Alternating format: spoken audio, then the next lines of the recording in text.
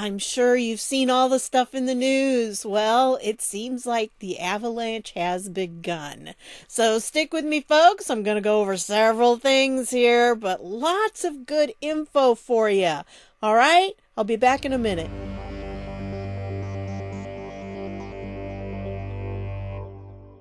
Hey everybody, this is Deb with Truthification Chronicles, and oh my goodness, I take a day or two off and just so much news going on. I'm going to try to give you things that are not in the regular mainstream news, although of course there's going to be some overlap, but there's just so much happening and so much coming out, and wow, just a lot of stuff. I figured most of you on the weekends were going to be watching the regular news and listening to what they all had to say. So I'm going to try to supplement that with the things that I come up with on this. The first thing I want to show you is this thread by Jack Posobiec. He's not one of my favorite people because of his stance on, the 17th letter of the alphabet, but he does have a really good thread here on the different nursing home issues that some of these states had. And he has the actual documents. So I thought that was really interesting and helpful. And you can see this is the one from New York. And then he's got one down here for Pennsylvania. And then one for Michigan. And it's very disconcerting to me that they all implemented similar things, that they were sending the elderly people who tested positive for the virus back into the nursing homes where the most vulnerable people were. It just boggles my mind that that's what they did, but it is what happened. I think somewhere along the line, there's going to be some lawsuits for this because this was ridiculous that they did this. And, a long time ago when Obamacare was first coming in, people used to laugh at us when we said that there was the possibility of having these death panels where a small group of government elites would determine who was worth saving and whose life wasn't. Well, guess what? That's essentially what happened here. And I think it's just very sad when you go through this. Oh, and then, of course, all of a sudden Cuomo grapples with exploding Medicaid costs. Gee, would it be nice to ease the Medicaid expenses by eliminating some of the problem? You got to kind of wonder what was going on. And I just think that it is abominable what they did. And, when you read some of these, you understand what they're saying because I agree with them. This was just wrong. That was stupid, especially in New York, because they had the ship out there that they could have sent him to, or they could have sent him to the Javits Center. They could have sent him anywhere. Well, and this one right here is very interesting. I brought this up a little bit bigger. This is about as big as I can get without some handstands. But this is from these organizations, and they said, hey, we don't like this. We're deeply concerned with the recent New York state order. And they said it just doesn't sound right. As organizations dedicated to preserving the safety of patients and residents in post-acute and long-term care settings, including assisted living, we strongly object to this policy directive and approach to developing surge capacity. We are aware that other states may already be adopting a similar approach in order to free up hospital beds. This is a short-term and short-sighted solution that will only add to the surge in COVID-19 patients that require hospital care. So, yeah, that's this document right here. This is from the AHCA, American Healthcare Association, and the National Center for Assisted Living. So they sent that March 29th, and it wasn't until just like recently here in May that Cuomo altered what it said. But yeah, just crazy. And then I thought this was pretty insightful by Sidney Powell. Fauci working off another brilliant model that bears no relationship to reality. Americans need and want our country back. In a free country, individuals decide what risks to take. We did not elect Fauci. That's so true. And that was in response to this, where Fauci plans to use the hearing on Tuesday, when this is going to come out, to warn of needless suffering and death, which I'm sure he will, because that's kind of his role in this, is to be the doom and gloom. And see, if we get past this, he's not needed anymore. He becomes obsolete. And he doesn't want that. He wants to stay relevant. So he's got to keep the fear-mongering going. Plus, I'm sure his overlords have told him that. So Tuesday is when he's going to be in the hearing, and it's in the Senate, and I don't remember which committee it is right off. So probably by the time you see this, it'll already be over. I don't know. I'm going to try to find it and watch it and keep an eye on it. But anyway, let's go on. This, actually, someone shared this on Facebook. I've been trying to spend a little bit more time on Facebook lately. And somebody shared this. Well, I got news for you folks. When you see something like this, be real and take time. Don't just pass it on. Stop and check it out. Because this website is called ObamaWatcher.com. And you start looking at some of these things and it's, no, this is clickbait, okay? And if you go all the way down to the bottom, look, it says copyright 1776 to 2906, paid liberal trolls of America.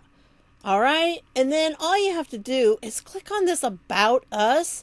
And at least this one is honest about it. And they say it's a subsidiary of the America's Last Line of Defense network of parody, satire, and tomfoolery, or as Snopes called it before they lost their war on satire, junk news. Before you complain and decide satire is synonymous with comedy, satire, noun, the use of humor, irony, exaggeration, or ridicule to expose and criticize people's stupidity or vices, particularly in the context of contemporary politics and other topical issues. Okay, here's the deal, folks. There are some liberals out there who think it's quite fun to put up sites that they call parody or satire sites, and they do them to trick the taters. That's who they call us. The taters are conservative fans of the America's Last Line of Defense. They are fragile, frightened, mostly older Caucasian Americans. They believe nearly anything, while we go out of our way to educate them that not everything they agree with is true. They are still old, typically ignorant, and again, very afraid of everything. So again, this is what they think. But there are a bunch of people that will just see these headlines and forward them on without paying any attention. Be really, really careful. Look at the website. If it's not a website you recognize, you might want to check out where it's from or what it is. Because like I said, this one has gone through and actually they put this on the About Us page. And then they have that disclaimer at the bottom, of course, that if anybody's paying attention, they can see that. But there are many out there who are not doing that. Now, I'm going to include this article by the Washington Post because it talks about these people. And this is what they do. This is what they do for a living. This is how they spend their days. Fabricating stories about people that they think the right wing will want to read. Okay? So be careful, folks. I'm just telling you that. They create things, and I know there are some journalists who are doing that too, but these people, this is what they do for a living. So be aware of it. Be on your guard. Don't just pass something on because you think it sounds good.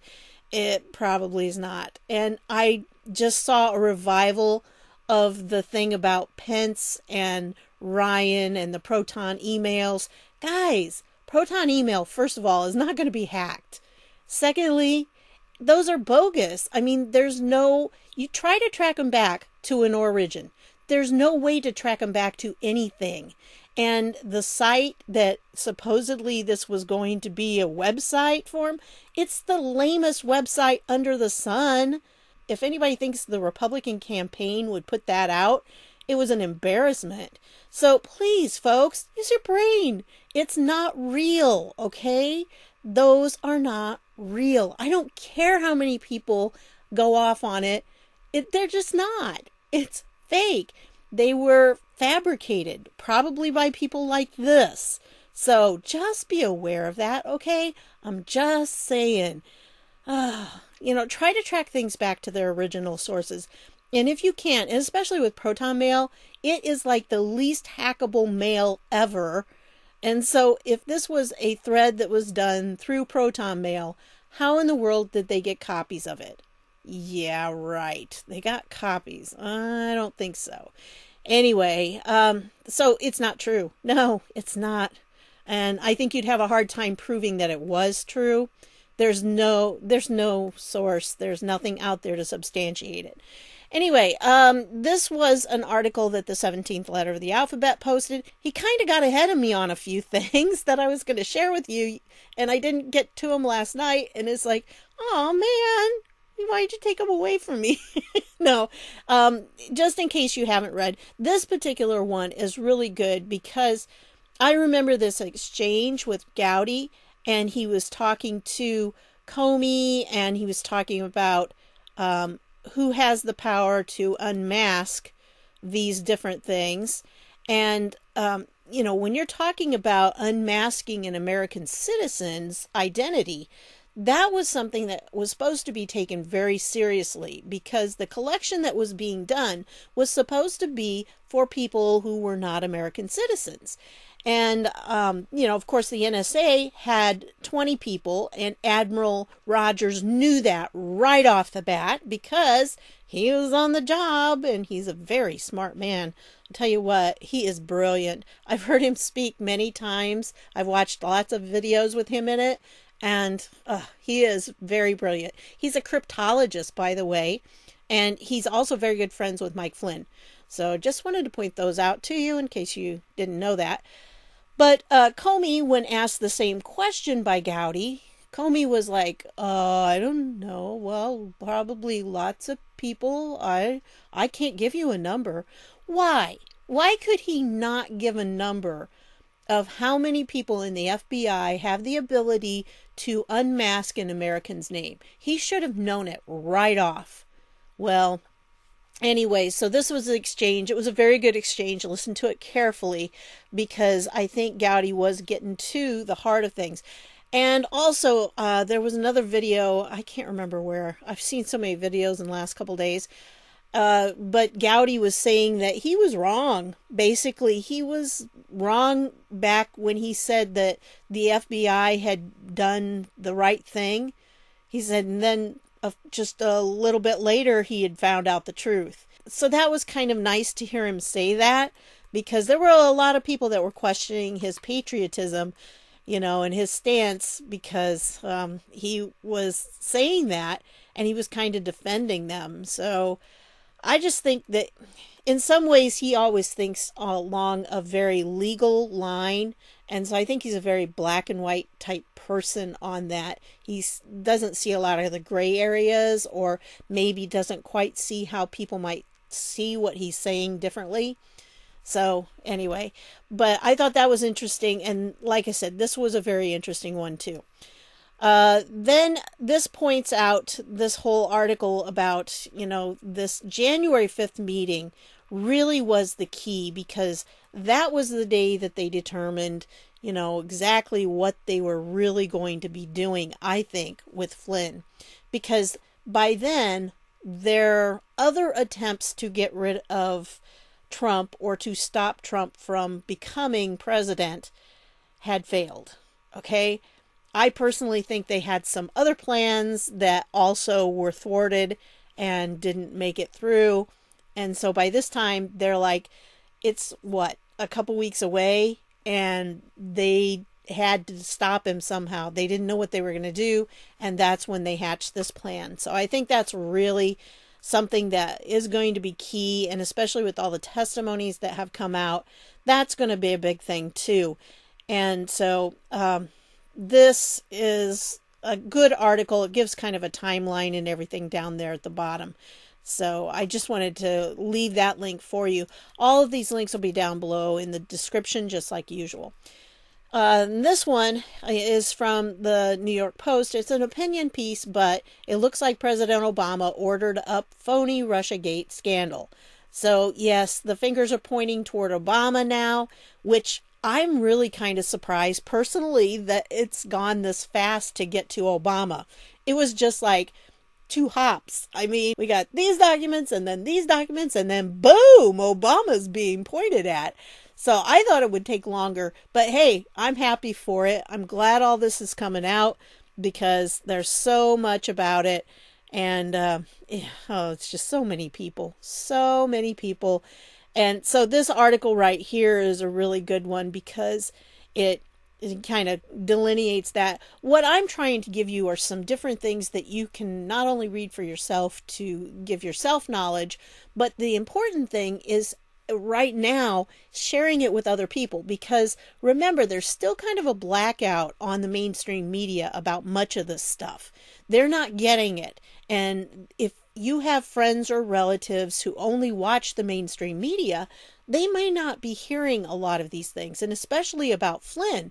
The lies about Flynn are amazing out there. So it just is, this is a good article right here for you to go through, and it talks more about exactly what happened this January 5th. And one of the things about it is that Joe Biden was there, and it's documented that Joe Biden was there. So I think this is going to take Joe down too. Well, that and Tara Reid. If you haven't seen Body Language Ghosts video on Tara Reid, you might want to watch that because I thought she did a really good job on that one. Anyway, and then the list of Obama officials involved in unmasking declassified, expected to be public soon. So not only do we know now, yes, there were a lot of people who were able to unmask. Well, we're going to find out who they were and get that list, which they have been asking for since 2017. You know, somebody said, why? Oh, I think it was Tucker Carlson said, why in the world didn't the Republicans do something?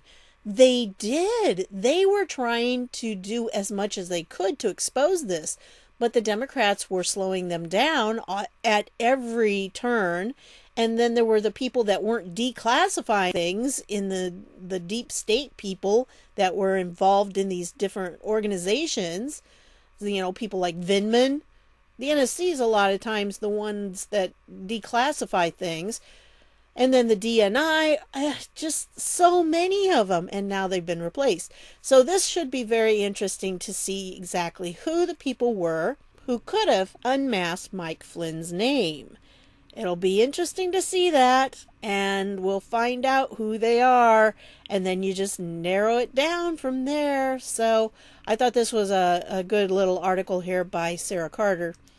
And then Paul Sperry has this. It's clear from recent revelations that President Obama and his holdovers had a morbid fear of Lieutenant General Flynn, an anti-Islamic terror hawk, and were gunning for him early in the transition, long before rumors he was involved in any alleged Russian conspiracy. Yep. And it says Sally Yates was the real blackmailer. And the testimonies, I tell you folks, the testimonies that came out, if you read some of them, you're like, what? It sounds nothing. Most of them sound nothing like these people sounded when they were on CNN and MSNBC. Oh, just not at all.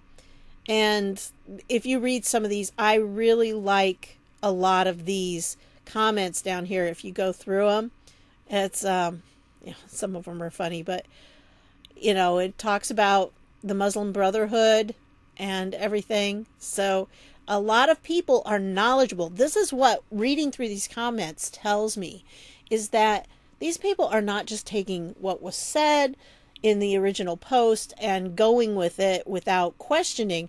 They are making comments that show they understand. So there's a lot of knowledge out there, folks. A lot of people know a lot of things.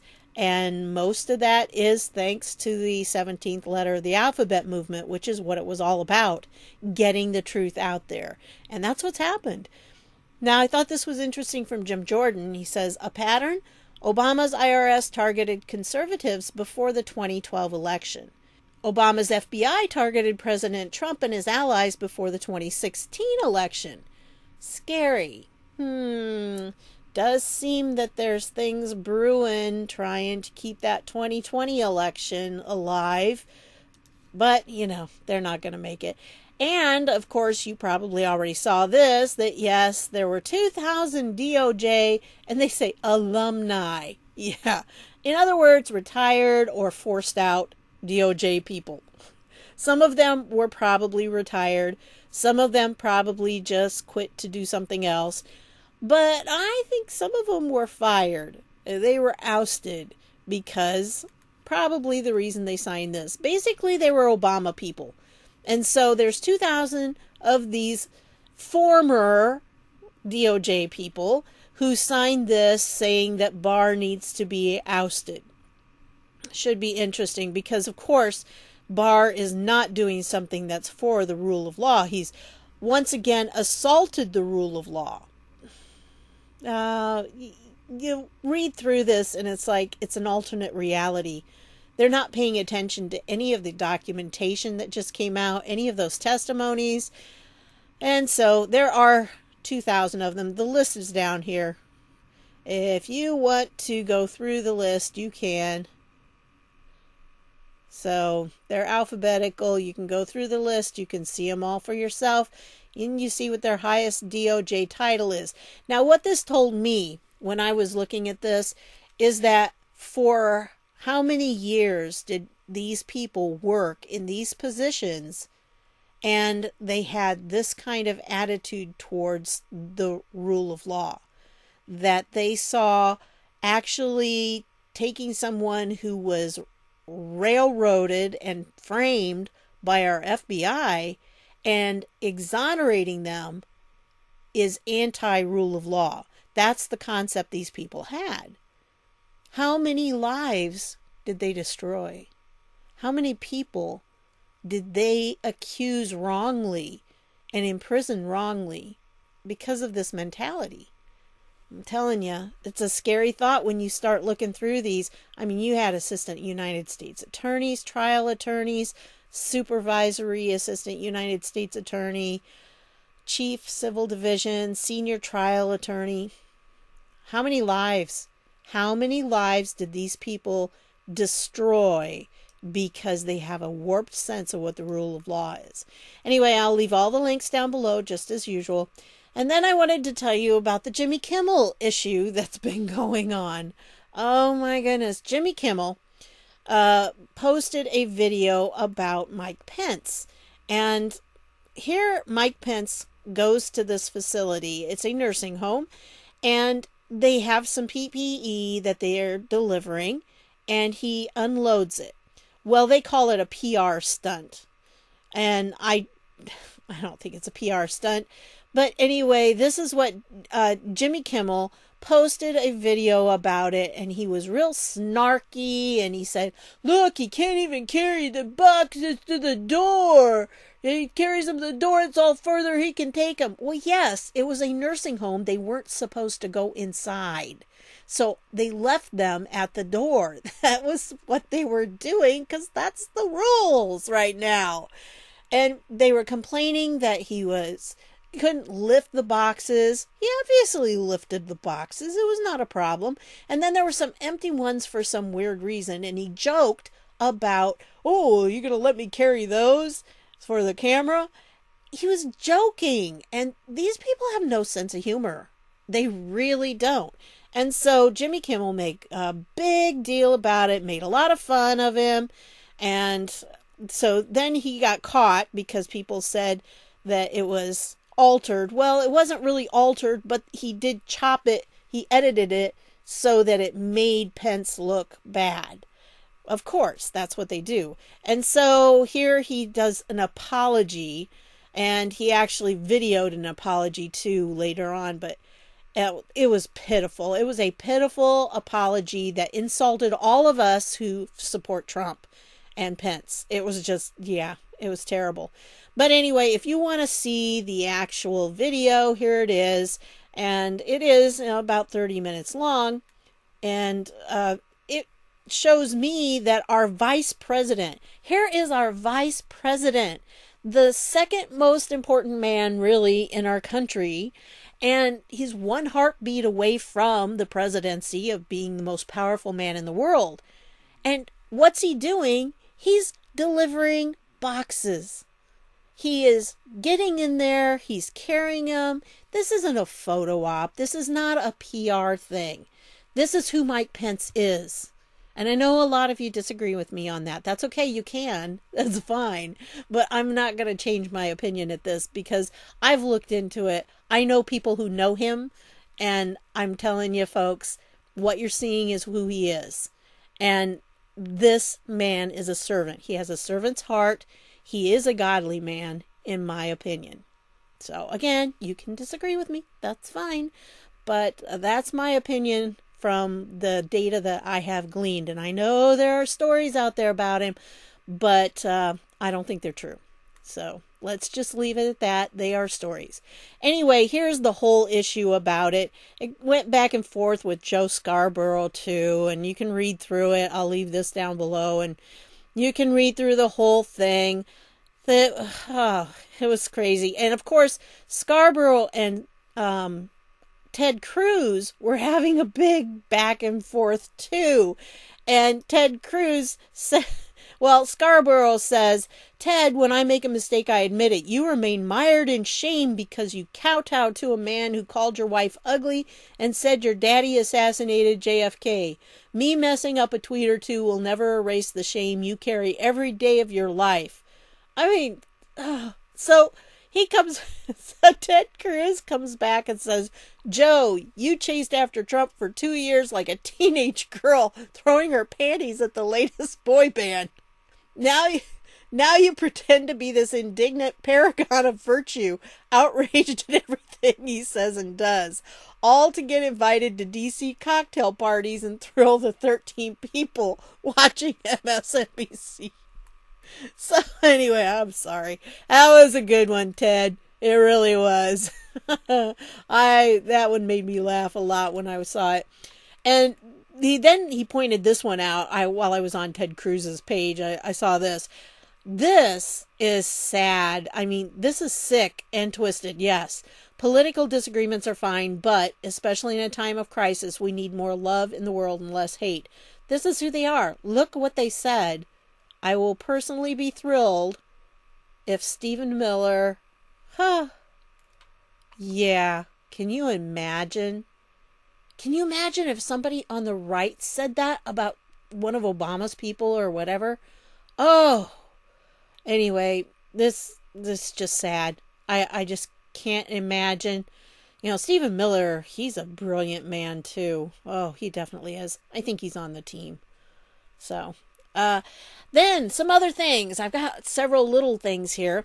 First of all, the Supreme Court ruled, and this was unanimous, by the way, encouraging illegal aliens to remain in the U.S. is a crime. So if you are saying to somebody, yeah, you can stay here, that's a crime. And it was a unanimous thing. And I think Ruth Bader Ginsburg wrote the opinion on it.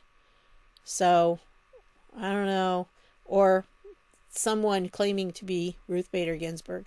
Yeah, it says, Justice Ruth Bader Ginsburg, a liberal stalwart of the bench, wrote the High Court's opinion. Okay, that's what they said. All right. I don't know. She was going to resign, wasn't she, after her birthday? And that was March 15th.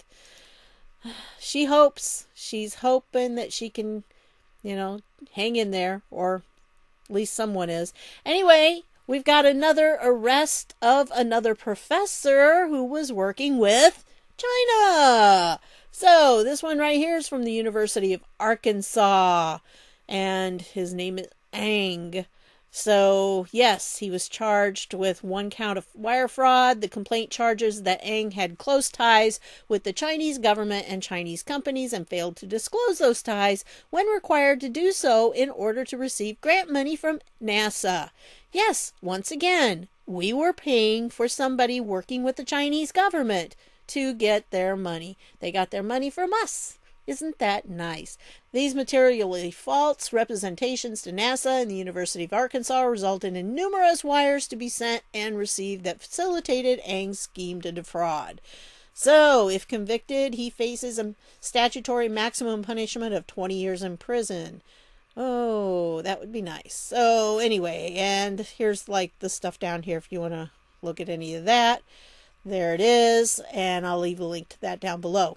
And then I wanted to show you this. This is from a church in Chicago, in the Chicago area, and they decided that even though Pritzker, who is the Illinois governor, said they could not have church they were going to have it anyway. And they did. It was a Romanian church, a Romanian Pentecostal church. I actually know somebody who goes there. So, yeah.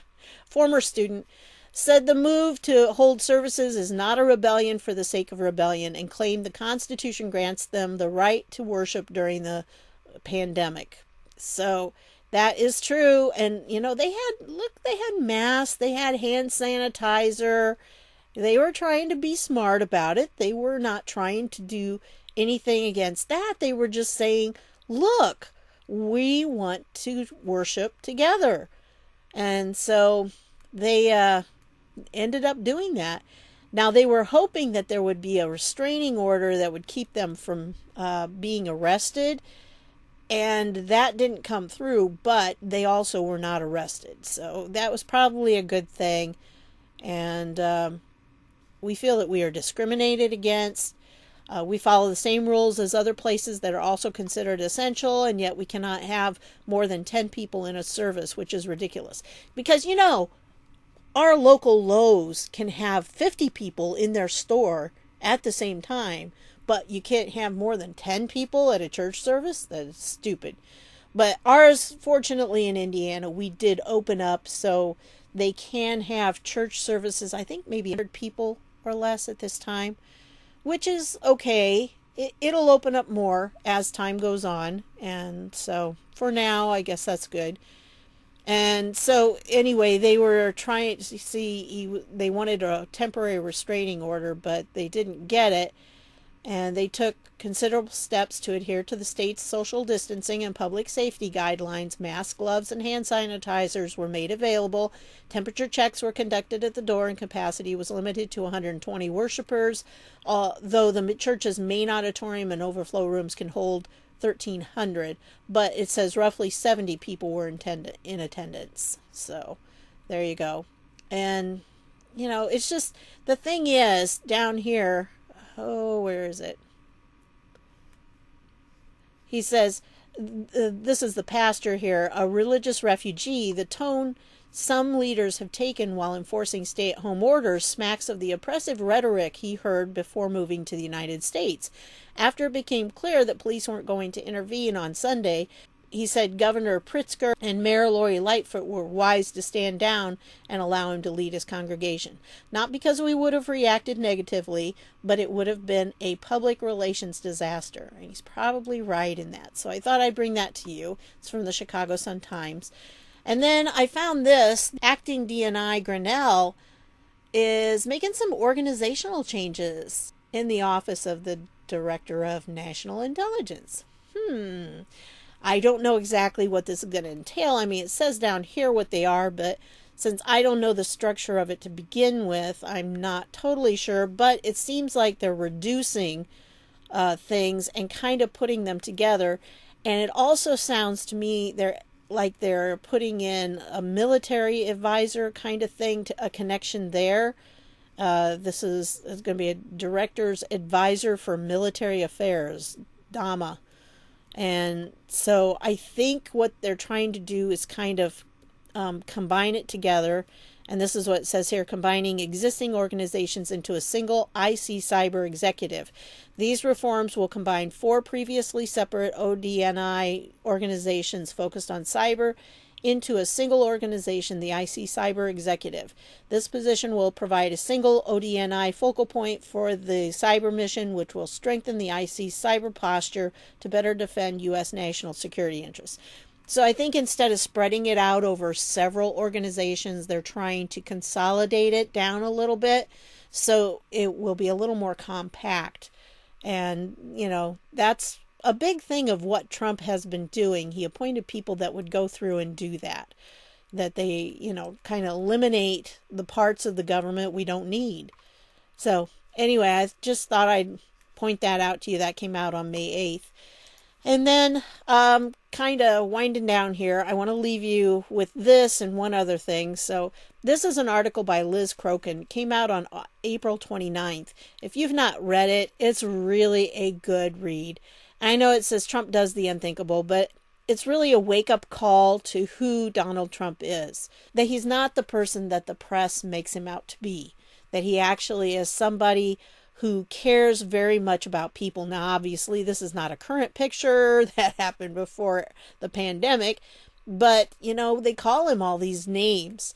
And then you go down here and you read some examples of him and what he's done over the years. Very excellent article here. Okay. So look through these and see some of the things that he did. This one, in 1986, Trump prevented the foreclosure of Annabelle Hill's family farm after her husband committed suicide. Trump personally phoned down to the auction to stop the sale of her home and offered the widow money. Trump decided to take action after he saw Hill's pleas for help in the news reports. I mean, it's just crazy what he has done, and then they turn on him and they call him all these things. I like this one. In 1995, a motorist stopped to help Trump after the limo he was traveling in got a flat tire.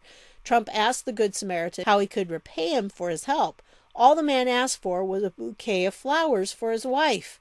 A few weeks later, Trump sent the flowers with a note that read, "We've paid off your mortgage." Can you imagine? Oh. Yeah. So these are really good. They're good to share with people, to let them know that, the Trump that is portrayed in the mainstream media is not who he is. Not at all. I saw a video one time that was one of those. It's not really the other undercover boss, but it was something similar to that, where he went in and worked with his employees. And I remember him working with a lady in one of his hotels. She was a maid, a black lady who was a maid. And he worked with her and he complimented her. He said how important she was to his a business because, hey, she's the person that's making that atmosphere what it needs to be to keep his brand going. And he appreciated that, and he tried doing some of the dirty jobs and everything. And, she was just delighted to work with him. I've seen that happen many times in how he approaches people. He doesn't force people to do things. He encourages them. And because of that, people want to do things that will please him, just because he has such a winning way with people. And the press doesn't understand that. If they would stop barking at him all the time, they really would start to see who he really is, but they don't want to see it. And lastly, I had to give in today. I had to go into PetSmart up in Mayor Pete's city. Yeah, well, it's governed by a Democrat mayor who, the governor of our state is a Republican, and he allowed places to start relaxing a little bit. The guidelines that he gave us, they're pretty good for this point, good start. But he said that the individual cities and counties could be a little more strict if they wanted to be, but they can't be less strict. And so, of course, the South Bend mayor decides he's going to be just a little dictator, really, a little tyrant. And so he made it so everybody you're required to have a mask or you can't go into stores. So I went into PetSmart. There were about 5 people in there at the time, 4 people and me, besides the ones that worked there. And, of course, we all had to wear masks. I was not happy, and I did grouse about it. And so, anyway, as soon as I could get out, I took it off. And a friend of mine posted something like this on Facebook, and I thought, yep, that needs to be a meme. So there you go. I really think we need to look long and hard at these masks, because I'm seeing people with masks on and they're not keeping them covered over their face, their mouth, they open, or their nose. For me, it steamed up my glasses. I couldn't see where I was going, so I had a little problem with it. But, this is something we just need to remember. So I thought this was a good thing to share with you and to leave you with. So anyway, that's what I've got for you on this one. I want to thank you for stopping by, and I'll see y'all later.